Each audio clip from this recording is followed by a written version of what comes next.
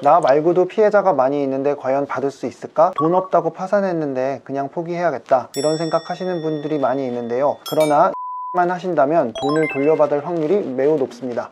안녕하세요, 검사 출신 최용희 변호사입니다. 돈을 떼었다고 하면 거의 돌려받지 못할 것이라고 생각하시는 분들이 많은데요, 사실은 돌려받을 수 있습니다. 그래서 오늘은 합법적으로 사기꾼을 괴롭히는 방법과 떼인 돈을 돌려받을 수 있는 확률을 높이는 방법에 대해서 말씀드리겠습니다. 변호사님, 오늘 이 영상만 보면 저 사기당해도 돈 100% 다 돌려받을 수 있는 건가요?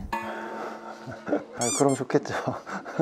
뭐 어떤 것도 장담을 할 수는 없지만 떼인 돈을 받는 것뿐만 아니라 사실 모든 이 소송이나 사건은 결국 해보지 않고는 알 수가 없어요. 결과론이라서. 그래서 장담을 할 수는 없습니다. 그러나 최소한 합법적으로 이 상대방을 계속 괴롭힐 수는 있습니다. 괴롭힌다고 하니까 좀 이상하게 들릴 수도 있지만 지금 우리는 떼인 돈이라는 걸 전제로 설명을 하고 있기 때문에 돈을 떼먹었다면 그건 기본적으로 나쁜 사람이란 전제를 깔고 하는 거기 때문에 그런 사람은 사실 괴롭힘 당해도 싸죠. 그래서 그런 사람들을 어떻게 하면 더 평생 괴롭게 만들 수 있을까와 100%는 아니지만 그래도 어떻게 하면 돈을 좀 더 돌려받을 수 있을지에 대해서 말씀을 드리려고 합니다. 우선 지금부터 설명드리는 것은 돈을 떼간 사람이 악성 사기꾼이라는 전제 하에 말씀을 드리도록 하겠습니다. 여기서 사기꾼이라는 건 빌려간 돈을 떼먹은 사람도 되고 투자금을 떼먹은 사람도 당연히 해당이 됩니다. 예상하시는 것처럼 첫 번째로는 형사고소입니다. 형사고소가 되게 힘이 있는 이유는 이거는 상대방을 형사처벌을 받게 할 수 있고, 형사처벌이라는 것은 누군가를 감옥에 넣을 수 있는 국가가 갖고 있는 가장 강력한 공권력 중에 하나이기 때문에 가장 위협적인 수단이 될 수 있습니다. 고소는 돈을 돌려받기 위한 것이 아니라 누군가를 처벌받게 하기 위한 것인데, 고소를 하게 되면 많은 경우에 이 처벌에 대한 두려움 때문에 합의를 하자고 제안하는 경우가 매우 많습니다.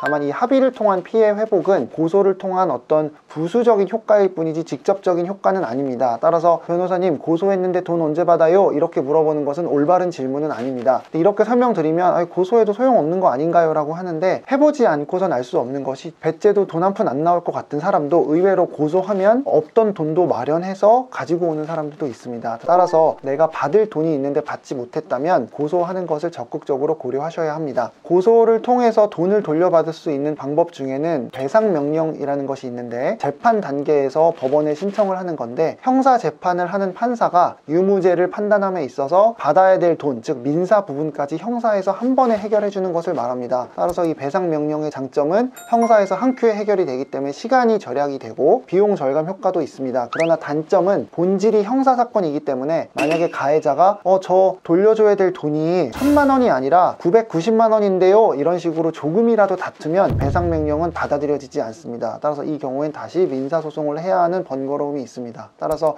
인용될 가능성이 낮다는 단점은 있지만 이런 제도가 있다는 것을 아실 필요는 있을 것 같습니다. 또 하나 많은 분들이 착각하는 것 중에 하나는 수사기관에서 이 사람의 재산에 대해서 보전을 했다, 그래서 몰수 보전, 추징 보전, 이런 말들을 할 때가 있는데, 이 의미는 가해자가 가지고 있는 재산 중 범죄로 취득한 것을 나라에서 일단 압수를 했다는 의미로 이해하시면 좋습니다. 그러나 안타깝게도 이 돈은 피해자에게 돌려주는 돈은 아니고 이후에 국고에 귀속되는 돈입니다. 그러면 범죄로 취득한 건데 피해자를 줘야 되지 왜 국가가 갖나요? 이런 생각을 할 수 있는데, 실제로 사기꾼들은 상당히 많은 사람을 상대로 사기를 치고 이 사람들의 계좌에 남아있던 돈이 과연 누구한테 사기를 쳐서 받은 돈인지는 명확하지 않기 때문에 이걸 함부로 피해자한테 돌려줄 수가 없고, 만약 피해자한테 돌려줬다 하더라도 그럼 얼마 후에 다른 피해자들이 나타나서 사실은 저도 피해자인데요, 이러면은 이미 준 돈을 다시 뺏어서 또 누구한테 주고, 이런 안분의 문제가 생기기 때문에 함부로 돌려줄 수는 없습니다. 따라서 가해자가 갖고 있는 돈을 국가에서 일부 보전했다고 하더라도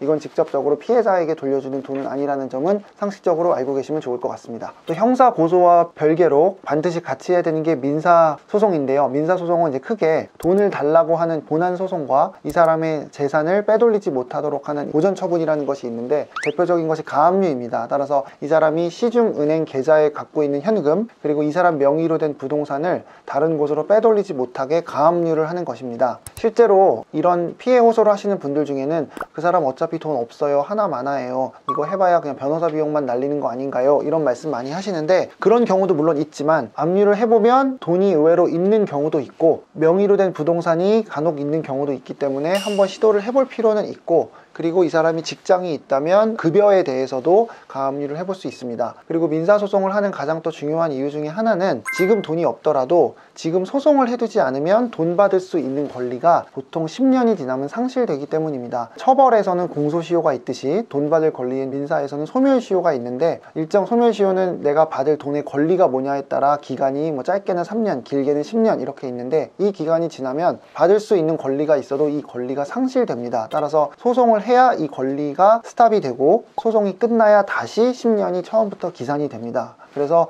소송을 미리 해놔야 이 사람이 미래에 받을 돈에 대해서 받을 수 있고 끝까지 괴롭힐 수 있기 때문에 소송을 통해서 판결을 받는 것이 필요하고, 만약 10년이 지날 무렵이다 라고 한다면 이 판결문을 다시 법원에 가져가면 다시 10년을 연장시킬 수 있습니다.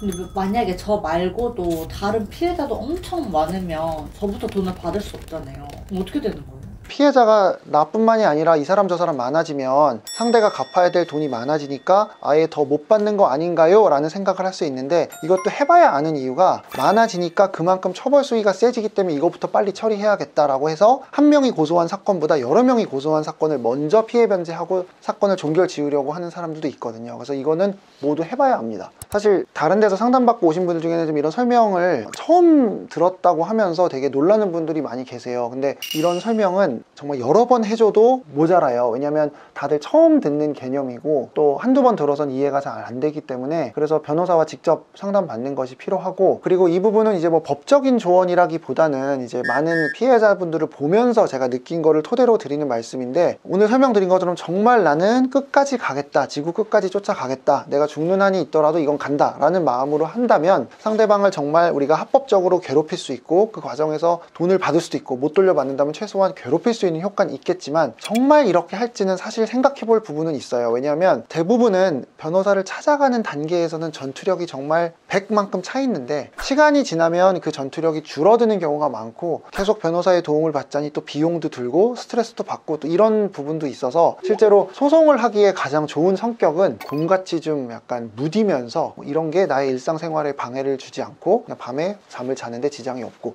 이런 분들이 보통 소송을 잘하는 건 사실이에요. 그래서 내가 만약에 이걸로 인해서 일상이 파괴된다라고 한다면 사실 현실적인 면에서 그냥 포기하고 앞날을 생각하는 게 더 나은 경우도 있을 수는 있습니다. 오늘은 사기 당했을 때 합법적으로 상대방을 괴롭히는 방법에 대해서 말씀드렸습니다. 사기꾼한테 돈을 돌려받든 돌려받지 못했든 합법적으로 가해자를 괴롭히면서 우리 피해자분들께서 조금이라도 힘든 마음에서 벗어나셨으면 좋겠습니다. 인생에서 가장 중요한 순간, 여러분들의 사건을 처음부터 끝까지 꼼꼼하게 맡아주시는 변호사님을 만나셨으면 좋겠습니다. 이상 최용희 변호사였습니다. 감사합니다.